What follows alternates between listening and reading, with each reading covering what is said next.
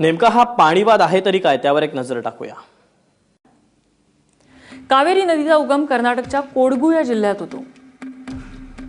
तामिळनाडू, केरळ, पॉंडिचेरी यामधून ती नदी बंगालच्या उपसागराला मिळते। 1892 आणि 1924 मध्ये मैसूर आणि मद्रास प्रांतातल्या पाणी वाटपामध्ये करार झाला होता आणि हा करार वादात होता।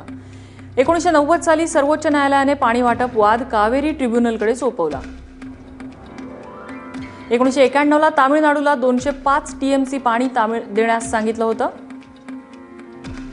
2007 मध्ये ट्रिब्युनलनं तामिळनाडूला 419 टीएमसी पाणी सोडण्याचा आदेश दिला।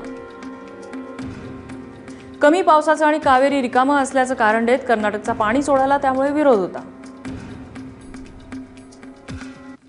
तर 40,000 हेक्टरवरचं सांबा पीक वाचवण्यासाठी हे पाणी गरजेचं असल्याचं तामिळनाडू सरकारने दावा केलाय।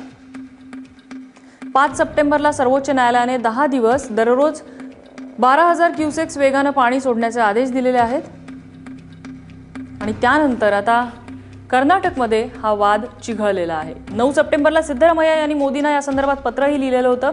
पाणी तामिळनाडूला दिलं तर कर्नाटकचे हाल होतील असं त्यांनी या पत्रात नमूद केलेलं होतं। 12 सप्टेंबरला कर्नाटकच्या विरोधानंतर सर्वोच्च न्यायालयाने 10 दिवस 15 ऐवजी 12,000 क्युसेक्स पाणी सोडण्याचे आदेश दिले।